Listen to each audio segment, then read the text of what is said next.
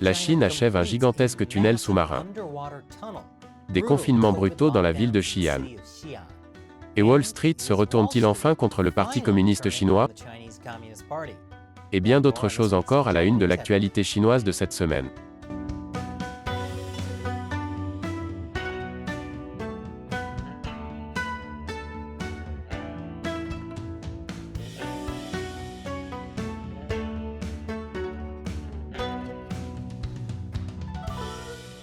Bienvenue à Chine non censurée, je suis Chris Chappell. La Chine a terminé la construction de son plus long tunnel sous-marin. Il s'agit du tunnel Taiyou. Et il fait plus de 10 km de long. Ça semble être un long moment à passer à retenir son souffle. Quoi? Je veux faire un vœu. La construction du tunnel a commencé en 2018. Le coût total était de 1,56 milliard de dollars. Il a été construit sous le lac Taiyou, dans la province du Jiangsu. Les plafonds ont été équipés de lumières LED pour éviter la fatigue des conducteurs. Espérons qu'ils ont mis de côté beaucoup d'argent pour l'entretien de ces lumières. Le tunnel de Taiyou fait partie d'une autoroute beaucoup plus importante qui relie Shanghai à Nanjing, la capitale du Jiangsu. Le tunnel Taiyou est le plus long tunnel sous-marin de Chine, mais pas le plus long du monde. Cet honneur revient au tunnel, le tunnel sous la Manche qui relie l'Angleterre et la France, et qui fait 38 km de long. Mais comme vous le savez, le Parti communiste chinois est un adepte des grands projets d'infrastructure. Nous parlons de choses comme le barrage des Trois Gorges. D'une part, c'est une question de prestige national. Mais ces projets de construction massive donnent également une impulsion artificielle au PIB, dont les responsables locaux ont besoin pour rester au pouvoir. Mais, à un niveau plus profond, cela est directement lié à l'idéologie communiste, l'idée que l'homme doit lutter contre tout, y compris la nature. C'est littéralement le Parti communiste qui essaie de montrer qu'il peut dominer la nature. C'est aussi la stratégie adoptée par la Chine avec le Covid. Et ça ne marche pas très bien. Plus d'informations après la pause. Bienvenue à nouveau. Grande nouvelle. La politique chinoise du « zéro Covid » fonctionne vraiment, vous devriez l'essayer dans votre pays. La Chine rapporte une baisse importante des cas à Xi'an. Le mois dernier, les autorités chinoises ont appliqué leur politique « zéro Covid » avec un zèle quasi religieux, en verrouillant la ville de Xi'an, qui compte 13 millions d'habitants. Et maintenant, les nouveaux cas de Covid sont en baisse à Xi'an. Alors que les autorités déplacent les personnes atteintes de Covid hors de Xi'an, une fois qu'ils ont déplacé toutes les personnes atteintes de Covid hors de Xi'an, alors il n'y a plus de cas à Xi'an. Ce n'est pas une blague. C'est ce qu'ils font réellement. C'est juste un moyen de plus pour les officiels de mentir sur les cas de Covid en Chine. Bien sûr, les autorités chinoises ont menti sur leurs chiffres de coronavirus depuis le début. Et maintenant, elles sont piégées par leurs mensonges sur la politique du zéro Covid. La Chine n'a jamais eu zéro Covid, mais ils doivent continuer à le prétendre. Et pour entretenir ce mensonge, ils font souffrir le peuple chinois. Des récits d'angoisse sortent de la ville de Xi'an confinée. Les hôpitaux ne veulent pas vous recevoir si vous ne pouvez pas prouver que vous n'avez pas le virus. Une femme enceinte de 8 mois a fait une fausse couche, après s'être vue refuser des soins jusqu'à ce qu'elle ait été testée négative pour le virus. En fait, elle avait déjà été testée négative, mais son test avait expiré depuis 4 heures, alors l'hôpital l'a fait attendre dehors jusqu'à ce qu'elle obtienne un autre test négatif. Ils l'ont finalement laissée entrer après qu'elle a commencé à saigner abondamment sur le trottoir devant l'hôpital. Et maintenant ses employés de l'hôpital ont été licenciés. C'est le genre de choses stupides qui se produisent sous le système communiste chinois. Les employés de l'hôpital ont refusé l'entrée à la femme, parce qu'ils avaient peur d'avoir des problèmes pour avoir laissé entrer une personne dont le test n'était pas négatif. Puis ils ont eu des problèmes parce qu'ils ne l'ont pas laissé entrer. Alors que tout repose sur les résultats négatifs des tests, Xi'an a été plongé dans le chaos après le crash de sa principale application Covid. Les gens devaient utiliser l'application pour montrer leur code de santé qui prouve qu'ils ont été testés négatifs au Covid, pour entrer dans les hôpitaux. Avec le système en panne, personne ne pouvait le faire. Plus toutes les autres choses pour lesquelles vous aviez besoin de cette application. Personne ne pouvait prouver son statut. Et comme tout le monde doit rester chez soi, l'approvisionnement en nourriture devient un problème. C'est devenu un tel problème que les habitants de Xi'an ont eu recours au troc pour survivre. Une boîte de cigarettes peut être échangée contre un chou ou un iPhone 13 mini d'occasion, et une vieille tablette échangée contre un sac de riz. Maintenant, vous pouvez penser que la politique chinoise du zéro Covid est brutale et inefficace. Mais nous avons encore des médias occidentaux, comme le Washington Post, qui affirment que la politique chinoise du zéro Covid a été largement efficace. C'est presque comme si le propriétaire du Washington Post aimerait un monde où la plupart des gens doivent rester chez eux et se faire livrer tout ce qu'ils veulent. Mais, ça ne peut pas être vrai. Et après la pause, les investisseurs américains vont-ils enfin comprendre le Parti communiste chinois? Bienvenue à nouveau. Si le Parti communiste chinois est toujours au pouvoir aujourd'hui, c'est en grande partie grâce à l'afflux constant d'argent américain. Alors même que le Parti communiste chinois déclarait ouvertement la guerre à l'Amérique, les sociétés d'investissement de Wall Street comme BlackRock ont continué à investir en Chine et à convaincre d'autres investisseurs de faire de même. Mais cela pourrait changer. Goldman Sachs prévient maintenant que la Chine gardera ses frontières fermées au monde extérieur pendant toute l'année 2022. Une autre partie de la politique chinoise du zéro Covid. Et cela fait dire enfin à certains que la Chine n'est pas investissable. Le roi des obligations, Jeffrey Gundlach, a déclaré « Je n'ai jamais investi en Chine, que ce soit à court ou à long terme. Pourquoi cela? Je n'ai pas confiance dans les données. Je n'ai plus confiance dans la relation entre les États-Unis et la Chine. Je pense que les investissements en Chine pourraient être confisqués. Je pense qu'il y a un risque de cela. » Ian Bremmer, président et fondateur d'Eurasia Group, a déclaré « La capacité de vivre avec le virus, un virus extrêmement facilement transmissible qui n'est pas aussi fatal, est l'exact opposé de la politique chinoise de zéro Covid, et zéro Covid ne fonctionnera pas pour eux. Mais ils vont s'y tenir. » Et même Jim Cramey, de Mad Money, dit qu'il est impossible de recommander des actions chinoises dans un régime communiste hostile. Je pense que nous devrions plutôt parler de la Chine comme d'un régime communiste hostile. J'aime le son de cette expression. En fait, Cramey est allé beaucoup plus loin que ça.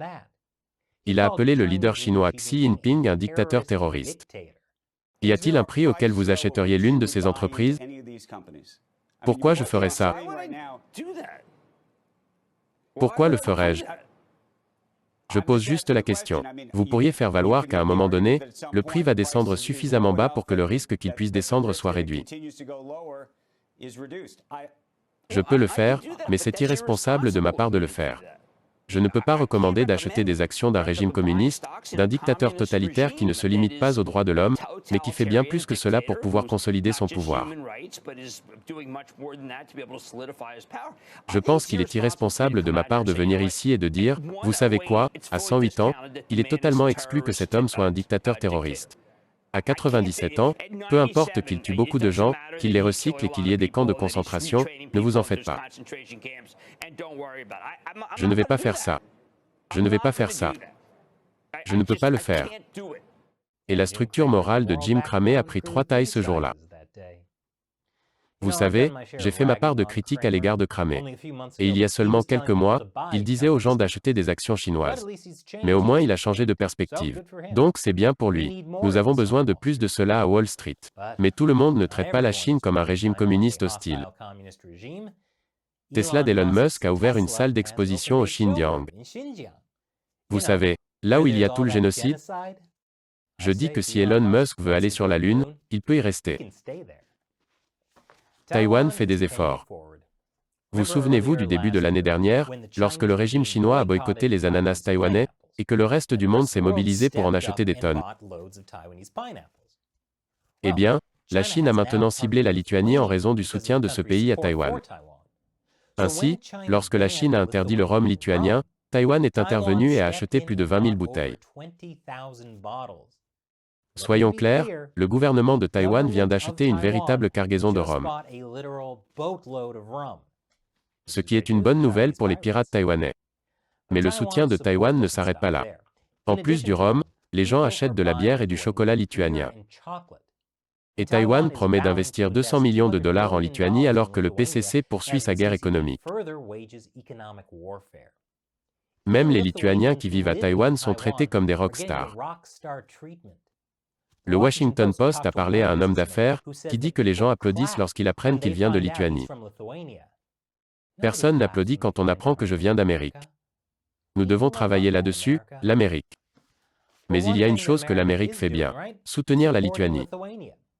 Lors d'une réunion cette semaine avec des officiels allemands, le secrétaire d'État américain Antony Blinken a dénoncé l'intimidation de la Lituanie par la Chine. M. Blinken a déclaré qu'il ne s'agissait pas seulement de la Lituanie, mais de pays qui se défendent contre la coercition économique de la Chine. Il a déclaré que les États-Unis et leurs alliés s'efforceraient de diversifier les chaînes d'approvisionnement et de contrer ce chantage économique. Et le gouvernement américain a déjà commencé à tenir cette promesse. Il y a 2 mois, les États-Unis ont signé un accord de crédit à l'exportation de 600 millions de dollars avec la Lituanie. Bien sûr, la Chine s'est emportée cette semaine contre le soutien américain à la Lituanie, mais rien de nouveau. En fait, voici quelque chose. Le Parti communiste chinois s'énerve généralement contre les médias occidentaux qui couvrent des sujets. Maintenant, il s'en prend aux médias occidentaux pour ne pas avoir couvert une histoire. Le mois dernier, l'ambassadeur de Chine aux États-Unis a tenu une discussion au coin du feu avec les principaux médias américains. Et personne n'en a parlé. Probablement parce qu'écouter un officiel chinois régurgiter des points de discussion n'est pas très intéressant. Mais ensuite, les médias d'État chinois ont commencé à se plaindre que personne n'avait parlé de cette histoire vraiment importante. On ne peut pas gagner avec ces gens-là. Et c'est une chose hebdomadaire, la situation à Hong Kong empire. La semaine dernière, je vous ai parlé de la descente de police, qui a entraîné la fermeture de l'un des derniers médias indépendants pro-démocratie à Hong Kong, Stand News. La mort des médias indépendants à Hong Kong a commencé avec la fermeture de l'Apple Daily l'année dernière. Mais le chef de l'exécutif de Hong Kong, Carrie Lam, veut que vous sachiez que la liberté de la presse à Hong Kong se porte très bien. J'ai lu des informations selon lesquelles, en raison de la fermeture des médias en ligne, la liberté de la presse à Hong Kong est menacée d'extinction, ou la presse libre de Hong Kong est menacée d'effondrement. Je ne pouvais tout simplement pas accepter ce genre d'allégations. Mais rien n'est plus important que l'état de droit à Hong Kong. Et les journalistes et les organisations de médias, comme nous tous, doivent respecter et se conformer à la loi. Je dois dire que je ressens de sérieuses vibrations de Dolores Umbridge chez Carrie Lam. Le Japon et l'Australie ont signé un traité historique qui pourrait bien irriter la Chine. Il s'agit d'un pacte de défense, qui verra la force d'autodéfense du Japon et l'armée australienne travailler ensemble beaucoup plus souvent à partir de maintenant. Il n'a absolument rien à voir avec la dissuasion d'un pays en particulier. Et nous ne pourrions pas réaliser cette émission sans le soutien de téléspectateurs comme vous, sur le site de financement participatif Patreon, ou sur la plateforme d'abonnement communautaire Locals. Avec la démonétisation de YouTube, et le fait que de nombreuses entreprises ne souhaitent pas travailler avec quelqu'un qui critique le régime chinois, cette émission aurait fait faillite il y a des années, sans le soutien de fans que j'appelle l'armée des 50 centimes de Chine non censurée. Pour les remercier, je réponds à une question à la fin de chaque épisode. La question d'aujourd'hui vient de Black Lab sur Patreon. Imaginons que le PCC s'effondre demain, quel est, selon vous, le pays prioritaire qu'ils vont essayer de faire tomber avec eux? C'est une question qui montre beaucoup de perspicacité sur la nature du Parti communiste chinois. Si le parti s'effondre, ils vont se déchaîner. Tout d'abord, le parti a recueilli des quantités de chantage sur des personnes puissantes dans le monde entier, par le biais du piratage ou de bons vieux pièges à miel. J'imagine que si cela devait arriver, le parti utiliserait ce chantage pour se protéger, et si cela ne fonctionnait pas, il les ferait tomber avec lui. Mais quel pays le PCC ferait-il tomber avec lui? Probablement la Chine. Il ferait tout ce qu'il pourrait pour saler la terre dans le sillage de leur destruction. Le parti a toujours dit qu'il n'y aurait pas de nouvelle Chine sans le Parti communiste. Ce n'est pas seulement de la propagande. C'est aussi une menace.